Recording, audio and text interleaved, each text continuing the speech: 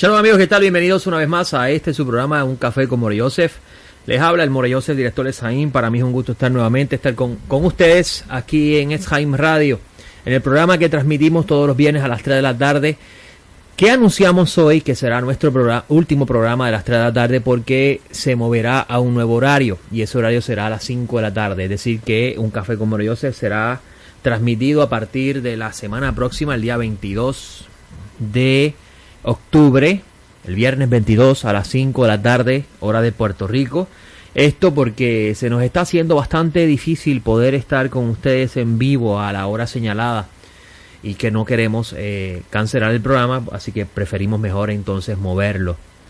¿Por qué? Porque este programa es como un anticipo de lo que vamos a estar viendo en los estudios que hacemos los Shabbats. Entonces, si lo eliminamos, pues ese factor preparativo para el estudio del Shabbat se nos va de la mano. Así que para nosotros es muy importante poder continuar esta programación. Saludamos a todas las personas que nos escuchan a través de Eshaim Radio y a través de la plataforma, utilizando las diversas plataformas que tenemos. Live 365 es nuestro proveedor, nuestro servidor, que también tienen la radioemisora disponible para usted escucharla, o la plataforma Tuning.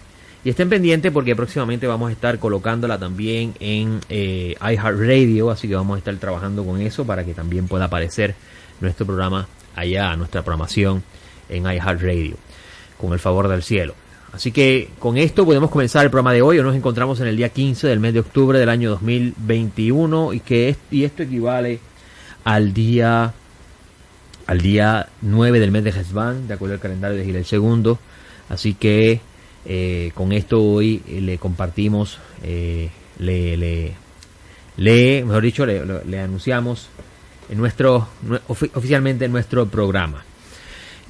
Como ustedes saben, toda la semana estudiamos una porción semanal del estudio de la Torá. Esto porque aprendimos de los apóstoles del Mesías, que había que estudiar a Moisés semana tras semana, y es importante el estudio de Moisés porque Moisés nos habla, nos prepara el camino para entender la necesidad del Mesías. Moisés como el profeta del Eterno recibe revelación divina, y esta revelación él la escribe en lo que tenemos como los documentos sagrados. Luego unos escribas más adelante la acomodan de la forma que la tenemos hoy, y esto se convirtió en el rollo que usted conoce como la Torá, o la Torá de Moisés, la enseñanza de Moisés. Y es importante el estudio de ella porque estudiándola podemos conocer el plan de Dios para Israel y para el mundo.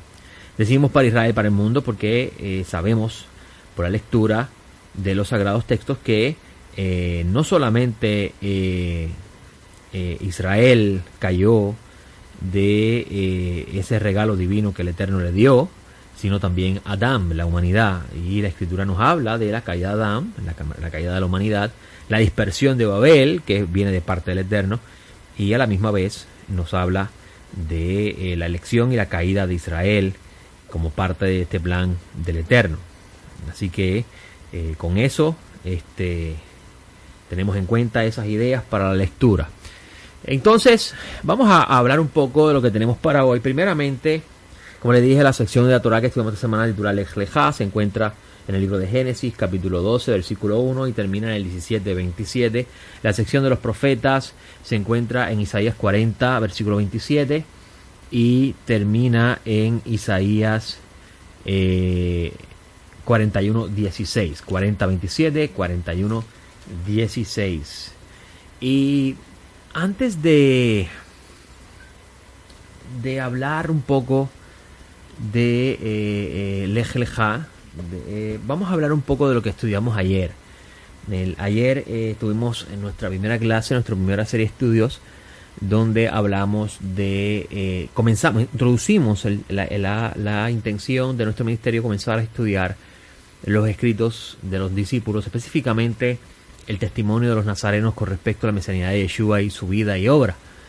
Y ayer tuvimos la oportunidad de comenzar el libro de Mateo, leímos el primer capítulo, la introducción, hablamos de la importancia de intentar nosotros visualizar el documento desde el punto de vista de su autor, es decir, tratar de entender la mente de su autor, por qué el autor coloca la genealogía como la tenemos en este documento, que claramente es contrario a la de Lucas, aunque la de Lucas fue escrita después. Pero es interesante que Lucas dice que él investigó todo lo que está de las fuentes más confiables, todo lo que estaba presentando en su libro, y vamos a ver que la genealogía que presenta Lucas es bien diferente a la genealogía de Yeshua en Mateo. Y tenemos que preguntarnos cuál es la intención del autor, por qué él hace eso. Lo que nosotros llamamos hoy como historia, en el momento que fue escrito, sus autores no intentaban escribir un libro de historia, sino intentaban narrar los sucesos que ellos experimentaron o vivieron o conocieron desde el punto de vista que ellos lo pudieron conocer, es decir, desde el punto de vista de su experiencia. Y luego, obviamente, después eso se llama historia. Pero con los estudios recientes se ha demostrado que lo que nosotros llamamos historia realmente es la narración, el resultado de la experiencia personal de el que estuvo presente cuando eso sucedió, o testigos que lo visualizaron y lo narraron hacia él, y él está poniendo la narración desde su punto de vista. Un ejemplo de eso lo puedes ver en la historia de Flavio en los libros de Flavio Josefo. Cuando usted lee los libros de Flavio Josefo, usted va a encontrar que Flavio Josefo va a narrar eventos del pueblo de Israel desde el punto de vista de la comprensión de las cosas. Como por ejemplo va a leer sobre la vida de Isaac, él va a hablar de la edad que tenía Isaac en el momento que fue llevado por su papá. Obviamente eso desde el punto de vista de la tradición o lo que él conoce de acuerdo a su educación. Él no estaba allí presente para saber exactamente si era la edad, ¿okay? Y también pues él presenta desde su punto de vista las diferentes sectas del Segundo Templo y las mira como un pensamiento, grupos de pensamiento filosófico. Y si estoy seguro que si usted le preguntaba a un esenio de ese entonces si su pensamiento sectario era uno filosófico, él le va a decir que no es de nada filosófico, sino es la verdad de Hashem la que él está viviendo y es la que está transmitiendo. Así mismo sucede con los escritos nazarenos. Es importante tener en cuenta que el documento, cuando lo leemos, está siendo escrito y narrado y escrito desde el punto de vista del autor y de realidad de su tiempo, ¿okay? Luego eventualmente se convierten para nosotros en documentos bien sagrados e importantes, porque por ejemplo en el caso de los evangelios nos testifican de experiencia de aquellos que estuvieron junto al maestro Nazaret y lo que se pudo preservar de la vida y obra del maestro Nazaret, narrado de diferentes autores, diferentes personas que experimentaron o pudieron evidenciar, o pudieron recopilar esa información. Y para nosotros es sumamente importante porque entonces nos reafirma nuestra identidad y fidelidad en Mashiach. ¿Ok? Y ayer tocamos ese tema, llevamos al capítulo final del libro para que pudieran los estudiantes, las personas, los discípulos del maestro de Nazaret, conocer que en el último capítulo del libro se llega al desenlace final de la intención del libro. Vemos al final del libro que el maestro Nazaret le dice a sus discípulos: vayan y hagan discípulos de las naciones y enseñen a guardar las cosas que yo he ordenado. Y le pregunté a la audiencia presente, a las personas que estaban presentes, qué debían enseñarle a los discípulos del maestro a las naciones. Y esa fue una pregunta que hice, que considero bastante válida e importante, que cuando leemos en Mateo 28, y no vamos ahora a discutir la autenticidad de ese versículo, porque pues obviamente vaya el grupo de las raíces hebreas, por el asunto del Padre, el Hijo y Espíritu Santo, dicen que ese versículo no pertenece a los manuscritos más antiguos porque es una fórmula trinitarista y eso no es aceptable por el judaísmo. Y eso, el que enseña eso realmente no conoce el Tanaj. No conoce el Tanaj. ¿Por qué? Porque si usted lee el Tanaj, usted va a encontrar que en el Tanaj se habla del Dios de Israel, del Altísimo, conocido como Yahvé o Yahweh, que es a quien Yeshua llama el Padre. Y en el Tanaj se habla del Santo Espíritu, del Espíritu Santo. Si usted tiene dudas de eso, vaya al Tanaj y léalo. Se habla del Espíritu Santo. Incluso hay un texto de Josué, mejor dicho, de Jueces, donde están los papás de este hombre llamado Sansón, que reciben la visita del Malaj del Eterno, que viene a traerle un mensaje y habla en primera persona como si fuera el Eterno, es decir, que prácticamente la manifestación del Eterno en ese momento. Y vas a encontrar que después que ese Malaj del Eterno le trae ese mensaje, que ellos alarman porque han visto al Eterno y tienen temor de morir porque el que ve al Eterno muere, eso lo enseña Moisés. Vas a ver en ese capítulo 13 que después que habla de ese Malaj del Eterno, que es como si fuera la personificación del Eterno mismo, la experiencia real de ellos, algo que el autor del libro de los Jueces está diciendo que lo vivieron, lo experimentaron los papás de Sansón, Manoah y su esposa. Y obviamente no podemos decir eso no es posible porque usted no estaba allí presente, usted no puede decir si eso ocurrió o no. Y podría usted entonces en duda lo que están narrando sus autores. En ese mismo capítulo dice que el Espíritu del Eterno, versículo 25, comenzó a impulsar a Sansón en los campamentos de Dan, entre Sora y Estaol, versículo 25. O sea, el Eterno se manifiesta a través de su Malaj, el Malaj del Eterno, que es la personificación del Eterno, de Yud Heh Vav Hei. Sucede lo que va a suceder. Después se cambia la narración, después del nacimiento de Sansón, y se habla del Espíritu del Eterno.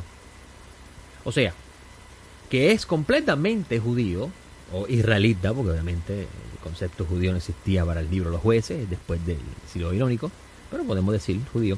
Es completamente judío, es puramente judío, completamente escritural, escrituralmente cierto, la idea del Espíritu del Eterno y del Eterno. Es decir, el Dios de Abraham, Isaac y Jacob y su Espíritu. ¿Ok? Ahora, si tiene alguna duda de eso, vaya a Isaías, capítulo 60 y 61. Vamos a ver si estoy correcto. Isaías 61, donde... Estoy tratando de pinchar esta página aquí para que no se me vaya. Déjeme sacar esto que tengo en el medio que no me deja moverme libremente. Ok. Si usted va a Isaías 61, usted va a encontrar en Isaías 61 lo siguiente. O bueno, vamos a buscar uno más certero. 42. Isaías 42. Que fue el que citamos ayer. En la clase del jueves, que ya se escucha en Etz Chaim Radio. Y la subimos ayer. Debe estar lista para colocarse en la página web, en la sección de estudios nazarenos, para esta noche, si así Hashem lo permite. Y en Isaías 42 leemos: He aquí mi siervo, a quien yo sostengo, mi escogido, en que se complace mi alma, he puesto mi espíritu sobre él. O sea, que el Eterno está poniendo sobre su siervo el espíritu del Eterno. ¿Okay? De la misma forma que el espíritu del Eterno se posó sobre Sansón y lo impulsó a él a hacer las cosas que hizo, ahora este siervo, de quien se habla aquí en este Isaías 42, que es claramente el Mesías, porque vamos a ver que él será puesto como luz para los gentiles, y vas a encontrar en Juan capítulo 8 versículo 12 que Yeshua dice: yo soy la luz del mundo. ¿Ok? Vamos a ver que dice en este capítulo 42 de Isaías que este siervo recibirá el Espíritu del Eterno de parte del Eterno. O sea que es algo completamente bíblico, la idea del Eterno y su Espíritu. Ahora, también en este capítulo 28 de Mateo se habla de el Hijo. Y el Hijo es una forma de decir el Mesías. El Mesías es llamado Hijo de Dios. Incluso en la presentación mística, esotérica que hace Juan con respecto a la figura de Yeshua, nuestro Señor, Yeshua desciende directamente de Dios. O sea que Él sale de Dios y regresa a Dios. Juan presenta a Yeshua estando con Dios desde el principio de la creación. Antes de que todas las cosas viniesen a ser, el Mesías Yeshua estaba con el Padre. Como dice el maestro Nazaret en el capítulo 17, con la gloria que tuve junto a ti antes de la fundación del mundo. O sea, que podemos decir que este capítulo 28, versículo 19 de Mateo, es un versículo puramente bíblico. Se sostiene por la Escritura. ¿Por qué? Porque sabemos que Yud-Heh-Vav-Heh es el Dios de Israel y es de quien se habla como el Padre en este documento. Y sabemos que el Mesías, que viene de parte del Eterno, es llamado el Hijo de Dios. Y también leemos por el Tanaj la evidencia de Dios tener su espíritu, a quien Él le concede su espíritu a las personas que van a hacer una función guiados por el espíritu.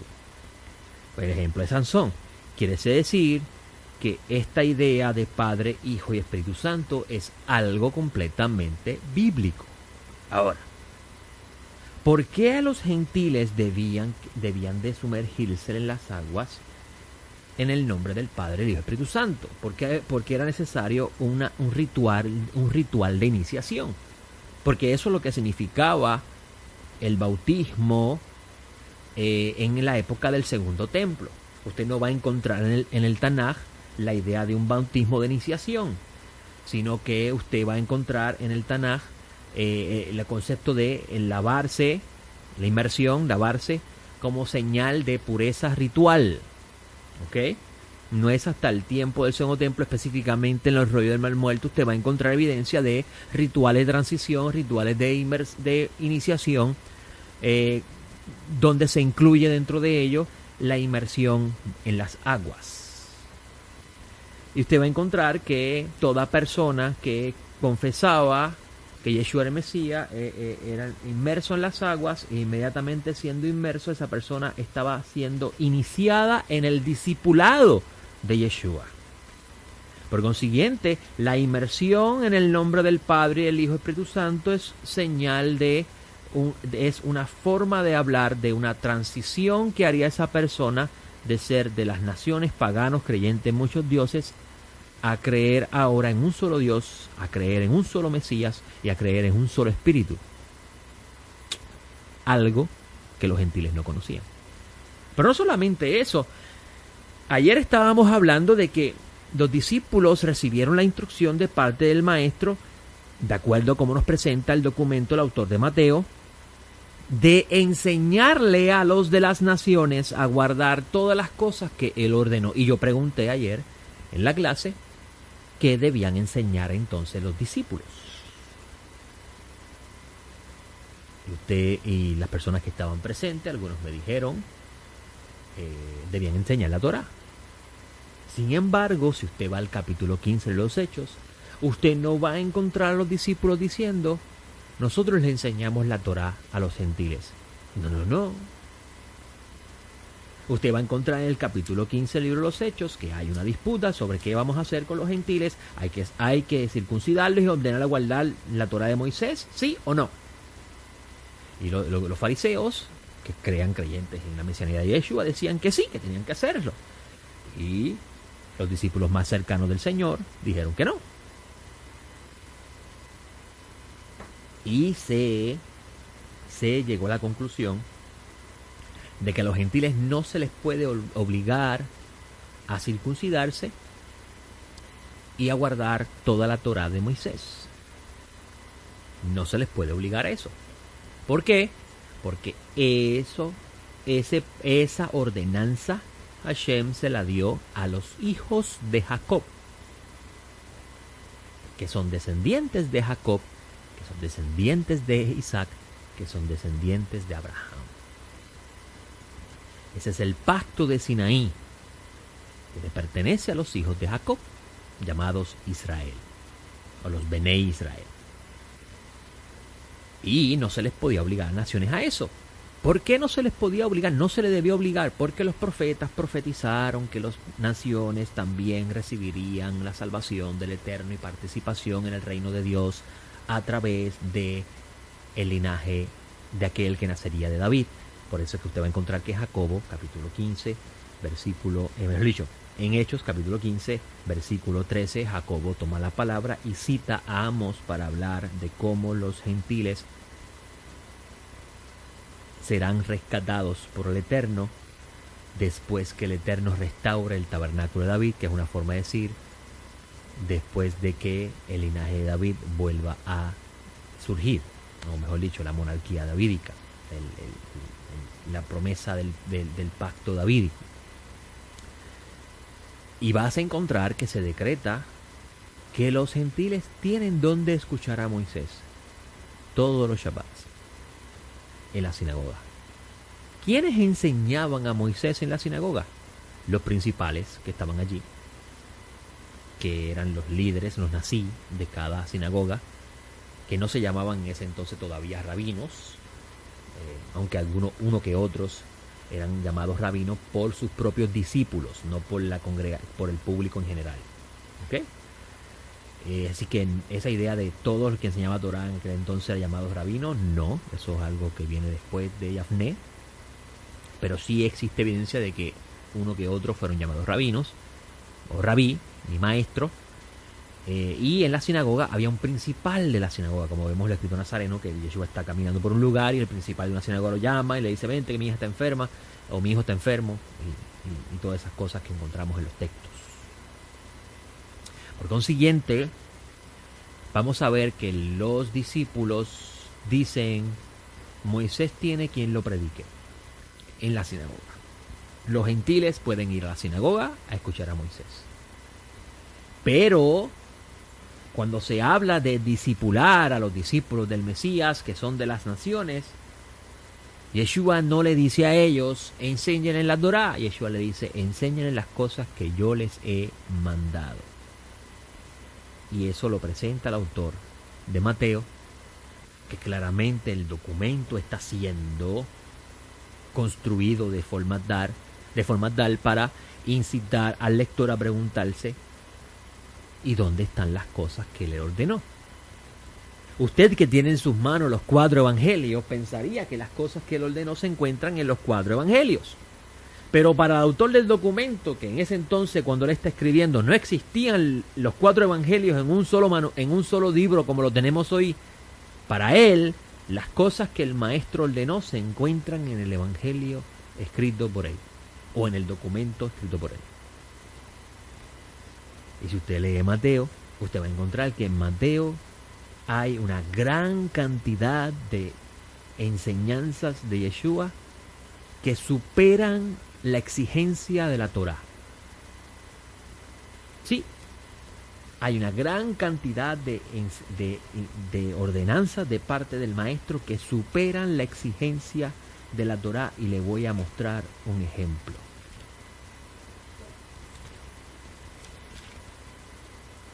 Dice,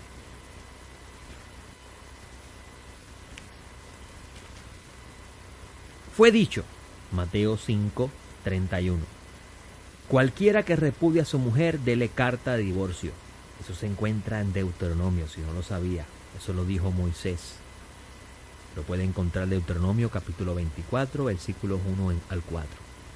Moisés, en la ley de Moisés, dio permiso para dar carta de divorcio por cualquier causa.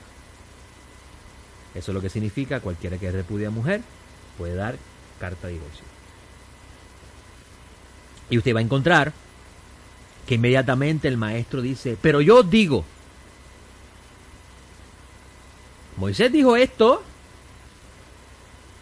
y fue permitido por el Eterno, porque Moisés es el profeta del Eterno, pero yo digo, y recuerden que el Mesías es más grande que Moisés, aunque los rabinos dicen que no habrá nadie más grande que Moisés. Obviamente, esto es una forma de ellos responder a los reclamos de los nazarenos. Pero yo digo que cualquiera que repudia a su mujer, salvo por causa de fornicación, hace que ella adultere, y cualquiera que se case con una repudiada, adultera.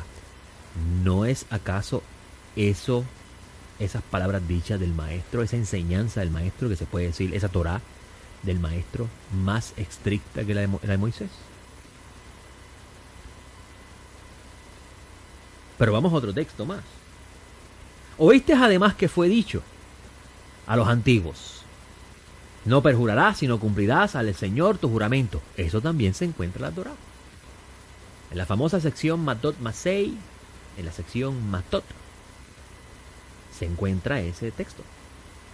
Y mira lo que dice el maestro. Pero yo digo, no jure de ningún modo, ni por el cielo, porque es el trono de Dios, ni por la tierra, porque es el estrado de sus pies, ni hacia Jerusalén, porque es la ciudad del gran rey. No jures ni por tu cabeza, pues no puedes hacer blanco o negro un solo cabello, pues sea vuestro hablar sí, sí, no, no, porque lo demás de esto procede del maligno. O sea, Yeshua está dando una instrucción más de mayor exigencia a la de Moisés. Entonces, si vamos al final del libro y encontramos al maestro decirle a sus discípulos, enseñándoles a guardar todas las cosas que yo os mandé, ¿qué debían ellos enseñar? Que Moisés dio permiso para repudiar, está en la Torá, capítulo 24 de Deuteronomio. Que Moisés, como profeta de Hashem, recibió de parte del cielo permiso para darle a Israel el permiso de hacer juramentos también y votos. O del Mesías, que vendría de parte del Eterno, directamente del seno de Dios. Dice que la exigencia aún es mayor. Que no debes jurar de ninguna manera, sino ser firme en lo que haces.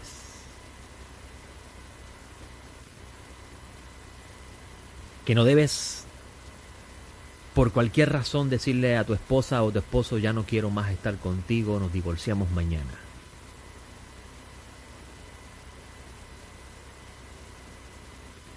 ¿Quién era más exigente? ¿Y qué debían enseñar los discípulos?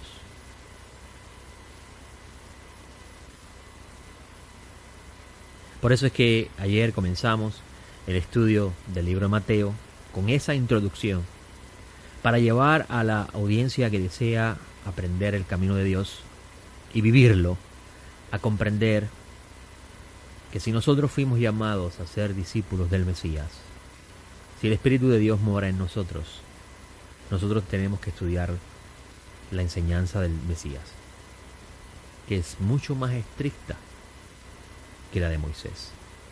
Pero no solamente eso, nos debemos enfocar en aquello que se nos fue instruido, para vivirlo no importa en qué lugar nos encontremos, y no en las cosas que los hombres se inventaron como un sustituto a lo que el Eterno ordenó. ¿Quién tiene autoridad de parte del Eterno? ¿El Mesías o los rabinos? Hágase usted esa pregunta. ¿Hashem habló a través de maestros de Torá en el periodo bíblico o habló a través de profetas? Hágase usted esa pregunta. Y escuche bien, este ministerio de ninguna forma está en contra del judaísmo ni de su pensamiento. Pero hay que llevar las cosas a su lugar. No podemos intentar mezclar lo que no se puede mezclar, más cuando conocemos el origen de estas. Así que si usted quiere practicar el judaísmo rabínico, hágalo, la libertad de hacerlo, pero no puede decir que está siguiendo las enseñanzas del Mesías, porque el Mesías no enseñó nada de lo que enseña el rabinismo, en lo que respecta a la observancia de los preceptos. ¿Ok? Ayer estuvimos hablando de eso y lo menciono porque en la sección Les Lejá de esta semana vamos a encontrar que el Eterno le habla a este hombre llamado Abraham, que vivía en la tierra de los caldeos, específicamente en Ur de los Caldeos, y le dice a él: sal de tu tierra, de tu parentela, de la casa de tu padre, Y Abraham obedeció. Y a este hombre llamado Abraham es a quien el Eterno le da el pacto eterno. Y es por los patriarcas que Israel se beneficia de ese pacto. Pacto que obligó al Eterno, por causa de la conducta del pueblo, a establecer muchas leyes para frenar el desenfreno del humano, específicamente del pueblo que recibe el pacto. Como dice Pablo de Tarso, para que entonces la ley fue añadida por causa de las transgresiones. O sea, que cuando el Eterno hizo el pacto con Abraham, no había ley. Incluso un amigo en estos días pasados me había escrito, me hace una pregunta, el esposo de una persona que estudia con nosotros, me pregunta: More, les tengo una pregunta. Hay una maestra de las raíces hebreas que está diciendo que Noah aprendió la Torá de Moisés de parte de Lamec. Y me pregunta: ¿es eso cierto? Obviamente no voy a leer el textual lo que pregunta que él me hace, pero me hace una pregunta muy interesante. More, hay una maestra de las raíces hebreas enseñando que Noah aprendió la Torá de Moisés de parte de Lamec. Lamec le enseñó a Noé la Torá de Moisés. Y yo le respondí con lo siguiente: eso es falso. ¿Por qué? Porque el testimonio de uno de los discípulos dice lo opuesto. Eso se encuentra en Romanos capítulo 5, donde dice Pablo de Tarso, capítulo 5, versículo 12: por tanto, como el pecado entró en el mundo por medio de un hombre, y por medio del pecado la muerte, así también la muerte pasó a todos los hombres, porque por cuanto todos pecaron. Porque hasta la ley, ¿cuándo fue entregada la ley? ¿Cuándo fue entregada la ley? Vuelvo y repito, ¿cuándo fue entregada la ley? ¿Cuándo fue entregada la Torá? Y digo la palabra ley, y le voy a decir por qué. Porque cuando usted escucha la entrega de la Torá, usted piensa que estamos hablando desde Génesis hasta Deuteronomio.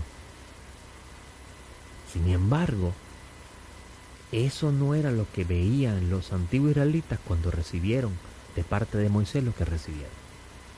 ¿Ok?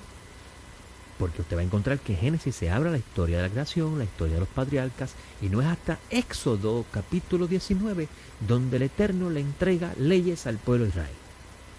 ¿Ok? Así que cuando Pablo de Tarso dice porque hasta la ley, se está refiriendo a Éxodo. Había pecado en el mundo, pero si no hay ley, ¿cuándo fue entregada la ley? En el Sinaí. No se toma en cuenta el pecado. Es decir, que antes del Sinaí, toda transgresión cometida no se consideraba como transgresión de muerte, porque todavía no existía una ley que pesara las acciones de los humanos aquí en la tierra. Eso lo enseña Pablo de Tarso. Ahora, mire esto: porque hasta la ley había pecado en el mundo, pero si no hay ley, no se toma en cuenta el pecado. No obstante, la muerte reinó desde Adán hasta Moisés, aún sobre los que no pecaron, en la semejanza del delito de Adán, el cual es figura del que había de venir. O sea, que desde Adán hasta Moisés no había ley, pero con Moisés llegó la ley. Entonces yo le hago una pregunta, basado en el texto de Pablo de Tarso: ¿realmente Lamec le enseñó a Noah la ley de Moisés? ¿De dónde sale ese invento? ¿Y por qué queremos forzar la Escritura a decir lo que no dice?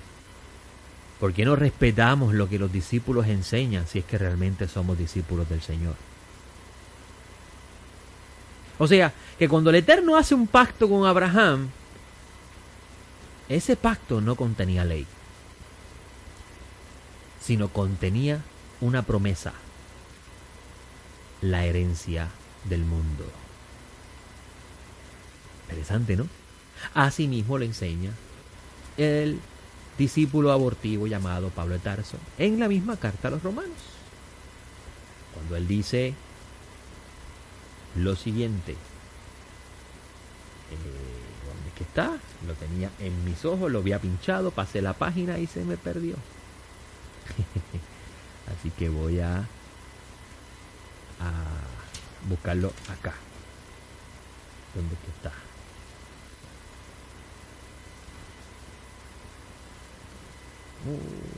Se me perdió.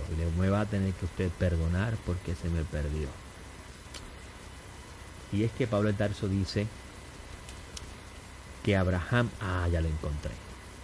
Mírenlo aquí. Romanos capítulo, la carta a los creyentes en Yeshua, judíos y gentiles que vivían en Roma. Así que debemos leer, entender la carta a los romanos.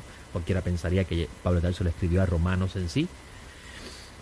Dice el capítulo 4, versículo 13, porque no por medio de la ley fue dada a Abraham o a su simiente la promesa de que él era heredero del mundo. Voy a leerlo otra vez. Porque no por medio de la ley fue dada a Abraham o a su simiente la promesa de que él era el heredero del mundo, sino mediante la justicia de la fe. Porque si los de la ley son herederos, vana ha sido la fe y anulada la promesa. Por eso es que vuelvo y digo, enseñar que Noah aprendió la Torah de Lamec, que Noah se le enseñó a Shem y Shem se lo enseñó a Abraham.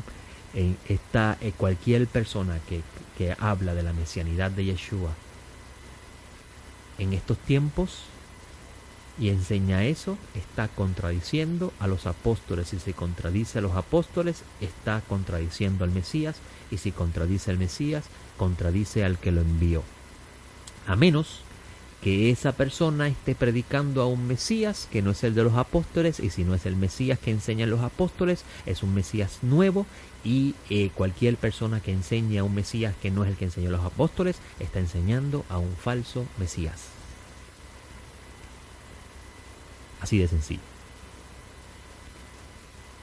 Así que podemos decir que cuando el Eterno llama a Abraham a salir de su tierra, de la casa de su padre, está mostrando a Abraham con su obediencia a esa palabra del Eterno, su lealtad al que lo llamó.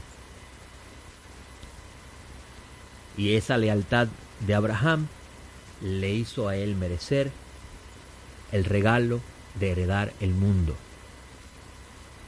Y es a la simiente de Abraham a quien Hashem le va a otorgar la bendición de ser la bendición del mundo. Estoy parafraseando y lo voy a decir en palabras sencillas, más simples, pero llegando a la sección primero de Noah, donde en la sección anterior vemos cómo se habla del relato de Babel, donde el Eterno confunde las naciones. Y esto me va a llevar a mí, a ver cómo estoy en el programa, sí, tengo tiempo, esto me va a llamar a mí a hablar de cuán errado está el grupo de personas que está enseñando sobre el nuevo orden mundial hoy día. La Biblia no habla de ninguna manera que habrá un nuevo orden mundial de parte del anticristo, del diablo o de los seres humanos para matar a la gente y hacer todo lo que dicen ellos que van a hacer. ¿Sabe por qué la Biblia no habla de eso? Porque con la acción del Santo bendito sea en el capítulo 11 de Génesis, el Eterno evitó que eso vuelva a ocurrir. Pues si usted mira el capítulo 11 y lo lee, usted va a encontrar que todo el mundo hablaba un solo idioma y se entendían, estaban en común acuerdo antes de que el Eterno los confundiera. Y se pusieron de acuerdo en construir un imperio y una ciudad y crearse un nombre para que donde quiera que ellos se encuentren, ellos se reconozcan y tengan armonía entre ellos. Y el Eterno dice, en este estado que está el humano, cualquier cosa que se proponga, lo van a lograr. Los voy a confundir en sus idiomas para que no se entiendan.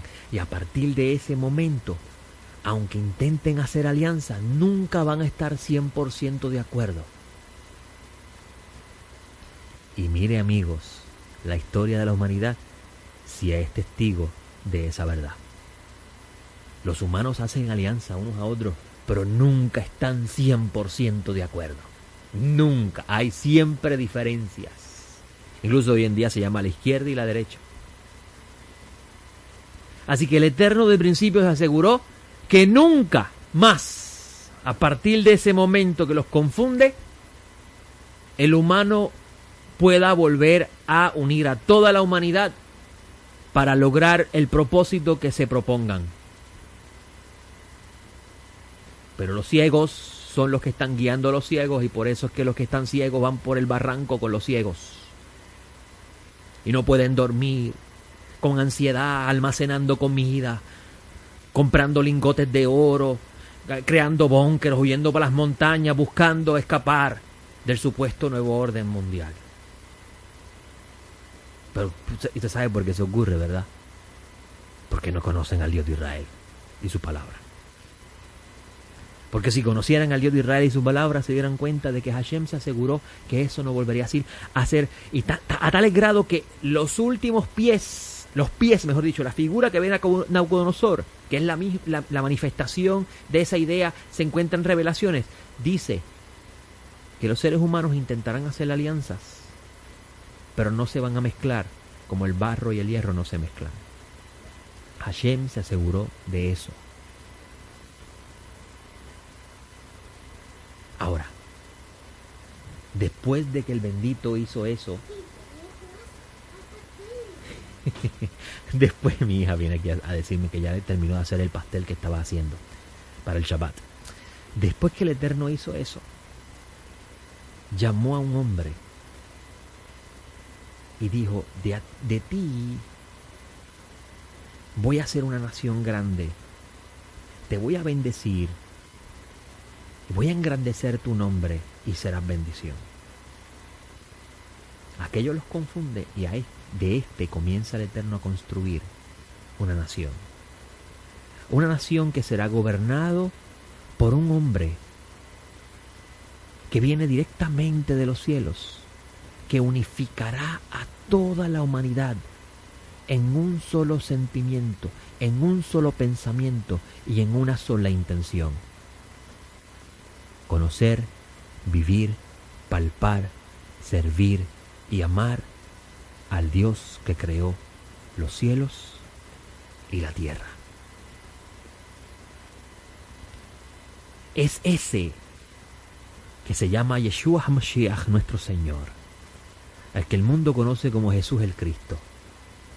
Es ese el que va a reparar la confusión y a la misma vez hará que la humanidad deje de pensar en todo lo opuesto al diseño original de Dios. Por eso es que todos los que han sido tocados por el Espíritu que el Eterno envió a través de Él, el Espíritu Santo, dejan de ser del mundo para ser de Dios.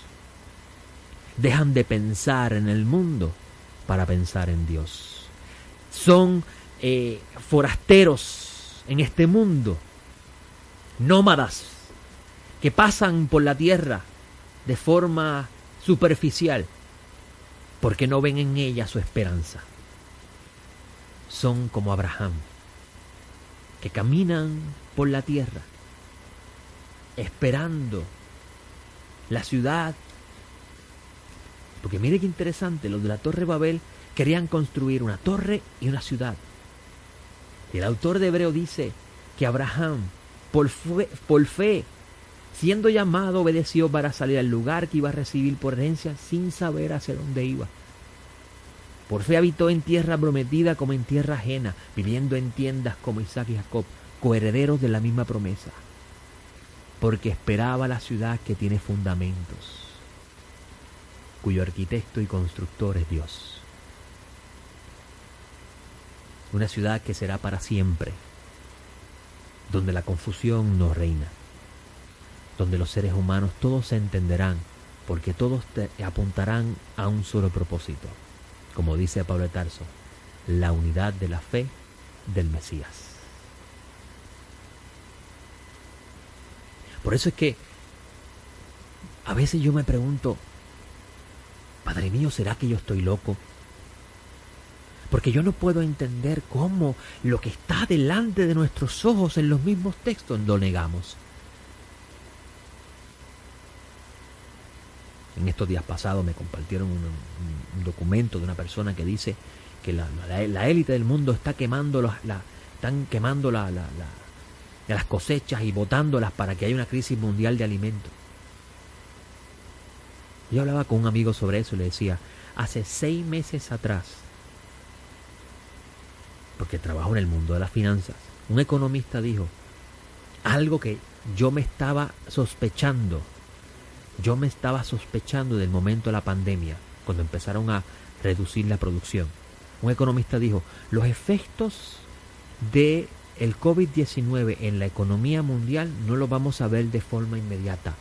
Lo vamos a ver más adelante, cuando el efecto de haber cesado la producción y los cultivos lo veamos en el detente de la rotación constante de producción en el año en diferentes partes del mundo. Y ahora lo estamos viendo, donde se comenta que para el mundo que celebra las Navidades no habrá suficiente mercancías para comprar y complacer los deseos de las personas y sus regalos. Donde no hay chips, no sé cómo se dice eso en español, le llaman semiconductores, para construir nuevos teléfonos. Incluso Apple dijo que ya no iba los teléfonos que iba a hacer este año ya están decididos cuánta cantidad, porque no tienen más materiales para eso. La producción de carro ha tenido problemas, la producción de ropa. ¿Por qué? Porque cuando tú detienes el ciclo normal de producción, el efecto de eso no lo vas a ver de forma inmediata, lo vas a ver en la cadena con el pasar del tiempo. Incluso, por ejemplo, yo que trabajo a comisión, si yo dejo de producir de forma disciplinada, si yo rompo la disciplina que tengo en mi producción de trabajo, los efectos de ellos yo no los voy a ver de forma inmediata, los voy a ver en meses subsiguientes. Así mismo sucede en la cadena económica mundial. Así que no es que la élite está planificando una crisis mundial para traer el nuevo orden mundial. Es que simplemente cuando se cerraron las fábricas por el efecto del COVID, cuando se detuvieron los cultivos por el efecto del COVID, ese efecto se iba a ver luego. No lo iba a ver inmediatamente. Tan sencillo como eso. Ahora, si usted todavía sigue pensando en la teoría de conspiración y piensa que las élites crearon el COVID para hacer eso, pues yo les hago una pregunta. ¿En qué se beneficia la élite en perder dinero cuando se dejan de vender sus productos? No se benefician en nada. Lo que pasa es que queremos que las cosas sean como queremos y no dejamos que las cosas sean como el Eterno dice que deben ser. Y yo le creo al Eterno. Yo le creo a la palabra que les reveló a estos hombres que escribieron los documentos sagrados y los custodiaron hasta el día de hoy para que nosotros pudiéramos ver lo que el Eterno reveló. Y la Escritura a mí me dice que el Eterno los confundió para que nunca más vuelvan a ser uno e intenten hacer lo que desean hacer. Y es interesante lo que leer el capítulo 11, el propósito por el cual todos estaban enfocados en un solo pensamiento y en una sola idea, con el mismo idioma, era construir un imperio y un lugar de culto a Dios, a su forma. Un imperio, una ciudad y un lugar de culto a Dios a su forma. Ese es el mensaje que busca transmitir el autor del documento cuando mira los ziggurats que construían en Babilonia en el tiempo que él está revelando los misterios divinos. Y esto es importante, ¿por qué? Porque vamos a ver que la ciudad, Hashem es el que la va a construir, como dice el autor de Hebreo, y la torre para adorar a Dios, él dice cómo es que se administra y cómo es que se debe adorar a Dios. Así que los planes de los seres humanos, el Eterno se los dañó desde el principio. Y los confundió a todos, y por eso es que usted va a encontrar diferentes sociedades y culturas adorando a los dioses de la forma que ellos lo entienden, a la manera de ellos, con los idiomas que ellos tienen, construyendo imperios a su forma, y todos fracasan, todos mueren. Todos desaparecen y sus dioses ni tan siquiera se mencionan. Sin embargo, hasta el día de hoy, seguimos hablando del Dios de Abraham. Y hasta el día de hoy seguimos esperando la ciudad que tendrá la torre fuerte, la torre donde Hashem se manifiesta, el Mashiach. Porque dice Revelaciones que vio la nueva Jerusalén, la ciudad grande, la ciudad que fue construida por Dios. y vio allí el santuario, no hecho por manos de hombre. El Mesías es el santuario. Es interesante, ¿no? Esa idea. El que une a toda la humanidad estará presente como la casa de Hashem. Y la ciudad que todos los hombres quisieron construir para hacerse famosos, la construye Dios, el Dios de Abraham. Porque Él es el Dios de Abraham. Gracias le doy al Dios de Abraham, Isaac y Jacob por darme este espacio con ustedes y poder compartir estas cosas con ustedes. Mañana, con el favor del cielo, vamos a estar estudiando la parashá de Lej Lejá. Vamos a hablar de esto y de otras cosas más. El domingo, con el favor del cielo, vamos a estar estudiando el tema de la torre de Babel y el concepto de la ciudad y la torre, y cómo eso todavía, ese concepto existe hasta el día de hoy, cómo lo debemos entender, y cuando lo entendemos vamos a entender lo que dice Revelaciones, salir de ella para que no sufra de sus plagas, no participe de ella, y vamos a analizar cómo si habrá una alianza entre naciones, pero no toda la humanidad estará en una alianza única, sino una alianza entre naciones. De Revelaciones habla de eso. Vamos a estar hablando de eso con el favor del cielo el domingo, si el Eterno así lo permite. Quiero recordarles que este va a ser nuestro último programa a las 3 de la tarde. A partir de la semana próxima, el día 22 de octubre, vamos a estar a las 5 de la tarde con el mismo programa, el mismo nombre, simplemente diferente horario. O sea que el café no va a ser a las 3, va a ser a las 5. Y ya ustedes saben las razones por las cuales hice ese cambio.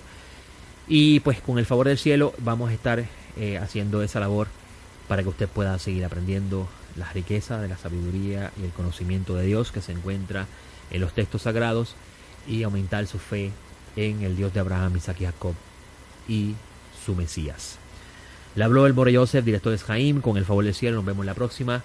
Para todos aquellos que tienen la oportunidad de parte del cielo de poder en cualquier lugar del mundo cesar de trabajar y descansar de sus labores y poder sacar un día para bendecir al Dios de Israel y darle gracias por todos sus regalos y estudiar su palabra, les deseo un excelente día de reposo. Para los que no pueden porque están sujetos a amos, es decir, trabajan para otros, no se sientan mal. Sabemos que por el estado que nos encontramos hoy, la observancia del Shabbat no es obligatoria y no se le considera pecado a nadie que no lo observe, porque no estamos viviendo la experiencia del reino de Dios. Eso es importante tenerlo en cuenta. Así que no se sientan mal.